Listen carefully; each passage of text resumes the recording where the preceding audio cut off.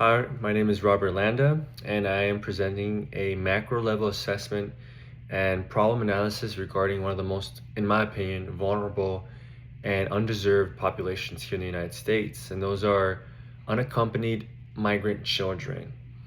In social work, to to make a good macro change, you have to have a deep understanding of the community you're helping. You can't just go in there and think you know it. You have to fight a specific problem they're facing, and the structural forces around them that are making it unfair for them to get out of this situation. Um, so that's what I'm going to be talking about. The macro practice conceptual framework is what I'll be using to look at the needs of these children, specifically focusing on those that live like in rural environments where they need help the most. According to the U.S. law, an unaccompanied migrant child is a person under 18 with no legal status and no parent or guardian available to provide care. While these children are seen as just another caseload in the legal system, they actually make a pretty distinct community that have their own unique, I don't want to call it quirks, but their own dimensions and functions in this community that make it move. Most of these kids that make this community are from El Salvador, Guatemala, Honduras, and many of these children actually, people think, okay, these children are probably like closer to border towns like Los Angeles, San Diego, right? You have Tijuana there. But actually, a good of them exist in rural areas. So I'm thinking like places like Georgia, for example. In these spaces, the community's main concern is economic survival. So what they do is they work agricultural jobs. The geographical boundaries can be rigid, but not always. While they live within specific rural counties in Georgia, their psychological boundaries are still tied to where they're from. And at the same time, they have to worry about living, especially in today's political climate, they have to worry about living in hiding due to, again, their legal status. Their culture is of deep religious faith, cultural pride, and they come from, again, culture of Marianismo and Machismo, family structures, they're just terms used for basically the type of roles women and men are expected to fit. They are a community of survivors who have navigated dangerous deserts, mountains, rivers. They've gone on trains, slept on the trains, and they could fall off at any moment. Trafficking, exposure to harsh weathers, and just thousands of miles of walking, sometimes without food or water. Now, when it comes to data is like money. Without it, nothing gets taken seriously. You need it to make things move, and it gives the advocacy a voice that demands people's attentions. Recent data from the Office of Refugee Resettlement and the U.S. Customs and Border Protection show that tens of thousands of children continue to cross the border annually. I wanted to pay attention once again to the rural Georgia, where they provided school-based service data. What they found was that middle school aged migrant children have way higher odds of mental health risk compared to younger children. Also, they completed a gender disaggregated data. It's basically, the word, it just means it shows the specific issue with the specific genders rather than just making it general.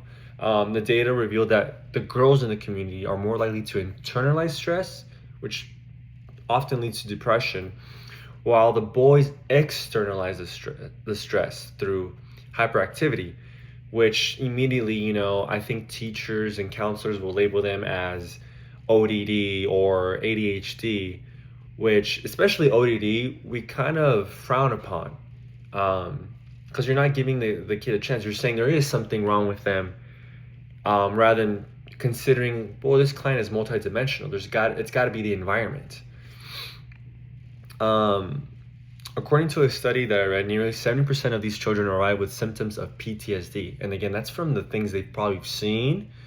A lot of people die on the way here, whether it's to the desert or drowning. I'm sure they probably saw, there's a documentary. Again, there's a lot of human trafficking that goes on, rape even, and just not having food or water, not knowing where to sleep. That's just scary.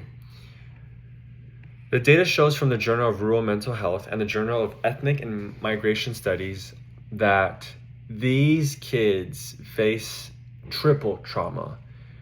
It's a model that they called it that because, again, these kids are facing trauma from home, the journey, and the trauma of the US legal system.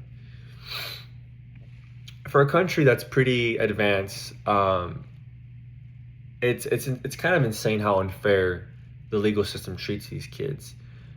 But despite their vulnerabilities, this community is rich in assets and resilience. The primary value of these kids is agency. They don't see themselves as woe is me, I'm a victim, right? Help me, right? No, they see themselves as survivors. Like, I can do anything. That was nothing, that I'm facing here now. I've done way crazier things. I've had to go through crazier things to survive, right? So that perseverance is an asset that we can use as social workers. The resilience is strengthened by informal networks, so like other migrant families who share resources, food, and housing. The power structure here. So we have formal leaders. These include the staff of Migrant Education Program and ORR appointed caseworkers. Some informal leaders, these are sponsors, so like relatives. You have religious leaders, the Catholic Church, people even like in Spanish-speaking supermarkets could be an informal leader. Legislative and policy context. So who represents these kids, right? So in Georgia, this community is represented by Senators Jon Ossoff and Raphael Warnock.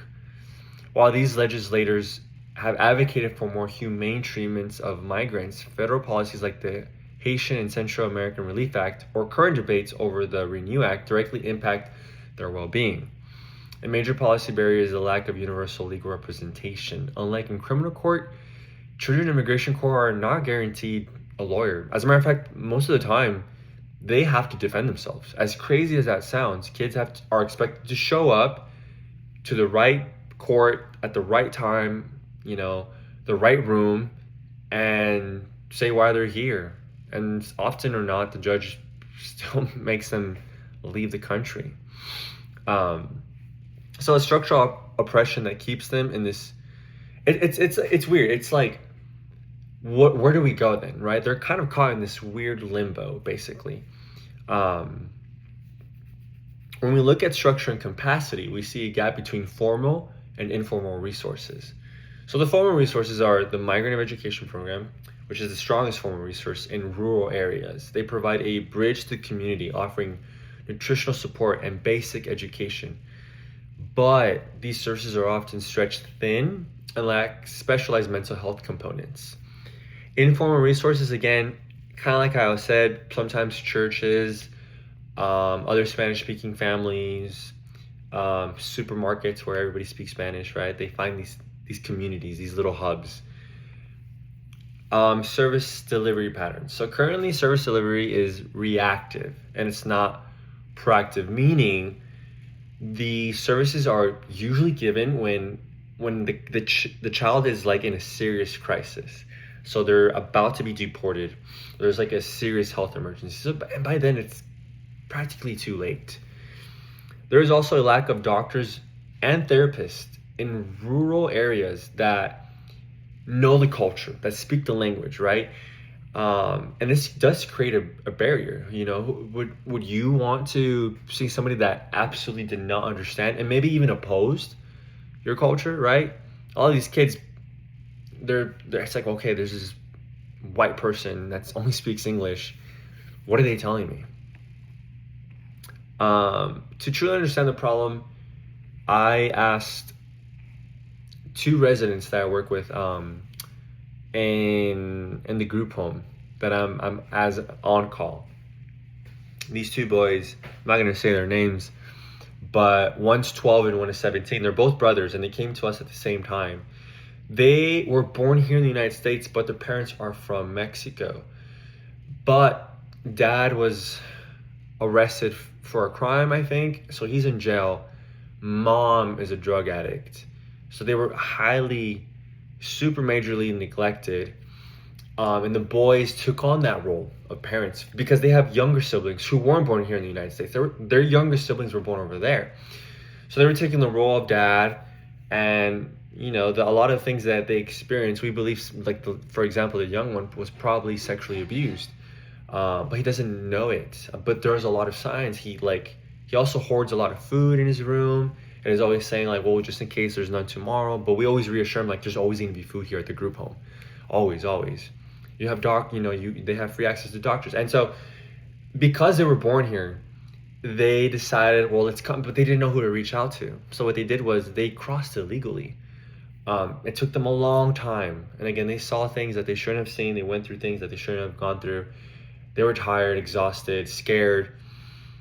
And when they came to us, again, they had all these signs. The little one would wake up and have nightmares, and it took a lot for them to build that confidence within us. But someone like me who is Mexican, Spanish is my first language, I immediately connected with them, and they got comfortable quickly.